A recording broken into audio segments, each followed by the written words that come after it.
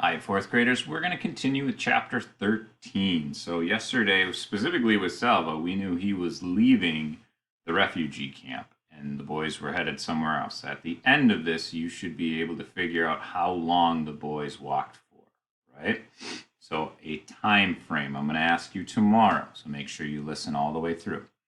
So, chapter 13 in southern Sudan in 2009. Naya thought it was funny. You had to move water You had to have water to find water. Water had to be flowing constantly into the borehole to keep the drill running smoothly.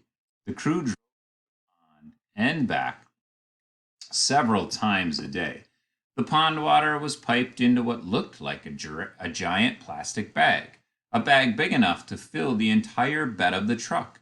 The bag sprang a leak. The leak had to be patched. The patch sprang a leak. The crew patched the patch. Then the bag sprang another leak. The drilling could not go on. The drilling crew was discouraged by the leaks. They wanted to stop working, but their boss kept them going. All the workers wore the same blue coveralls. Still, Naya could tell who was the boss. He was one of the men who had first come to the village. The other man seemed to be his main assistant. The boss would encourage the workers and laugh and joke with them. If that didn't work, he would talk to them honestly and try to persuade them. If that didn't work, he would get angry. He didn't get angry very often. He kept working and kept the others working too. They patched the bag again. The drilling went on. Okay. Now we're in Ethiopia. We'll get into Sudan and Kenya. And we've moved ahead now to 1991 and to 92. Hundreds of people lined the riverbank. The soldiers were forcing some of them into the water, prodding them with their rifle butts, shooting into the air. Other people, afraid of the soldiers and their guns, were leaping into the water on their own. They were immediately swept downstream by the powerful current. As Salva crouched on the bank and watched, a young man near him plunged into the water. The current carried him swiftly downstream, but he was also making a little progress across the river.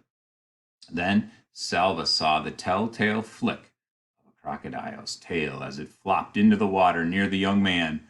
Moments later, the man's head jerked oddly. Once, twice, his mouth was open. Perhaps he was screaming, but Salva could not hear him over the din of the crowd and the rain. A moment later, the man was pulled under. A cloud of red stained the water. The rain was still pouring down, and now bullets were pouring down as well. The soldiers started shooting into the river. Amid their guns, the people who were trying to get across. Why? Why are they shooting at us? He thought.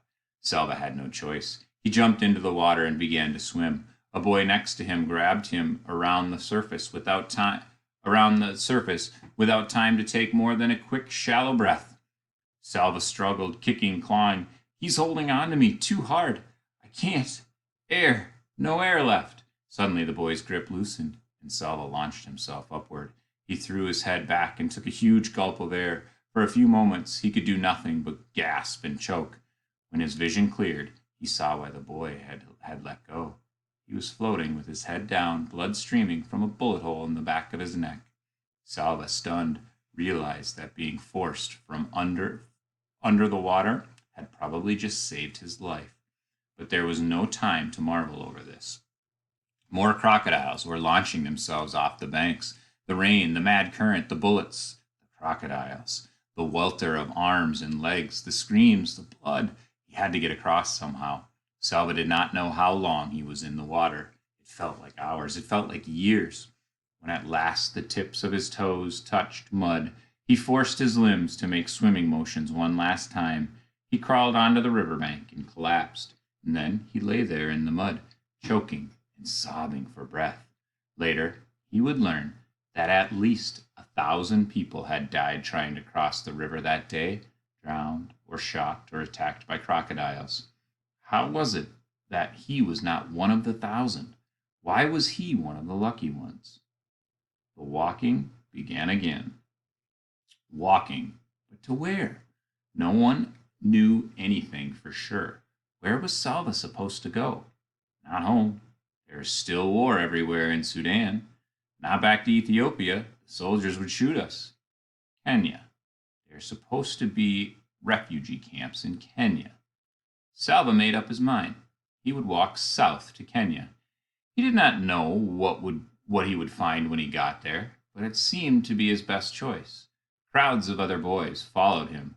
Nobody talked about it, but by the end of the first day, Salva had become the leader of a group of about 1,500 boys. Some were as young as 5 years old. Those smallest boys reminded Salva of his brother Kual. But then he had an astounding thought. Kual isn't that age anymore. He's a teenager now. Salva found that he could only think of his brothers and sisters as they were when he had last seen them, not as they would be now.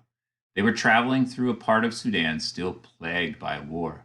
The fighting and bombing were worse during the day, so Salva decided that the group should hide when the sun shone and do their walking at night. But in the darkness, it was hard to be sure they were headed in the right direction. Sometimes the boys traveled for days only to realize that they had gone in a huge circle. This happened so many times that Salva lost count. They met other groups of boys, all walking south. Every group had stories of terrible peril, boys who had been attacked, who had been hurt or killed by bullets or bombs, attacked by wild animals, or left behind because they were too weak or too sick to keep up. When Salva heard the stories, he thought of Mario.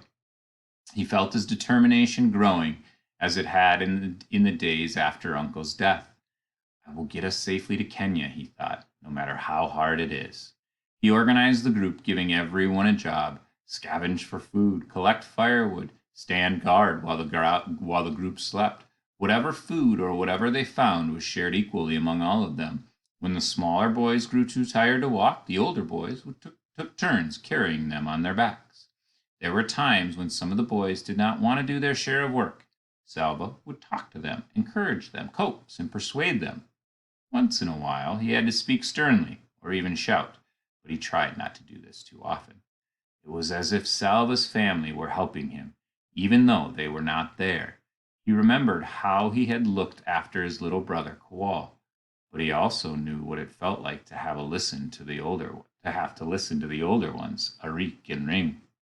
And he could recall the gentleness of his sisters, the strength of his father, the care of his mother, and most of all, he remembered how Uncle had encouraged him in the desert. One step at a time, one day at a time, just today, just this day to get through, he thought. Salva told himself this every day. He told the boys in the group too. And one day at a time, the group made its way to Kenya. More than 1,200 boys arrived safely.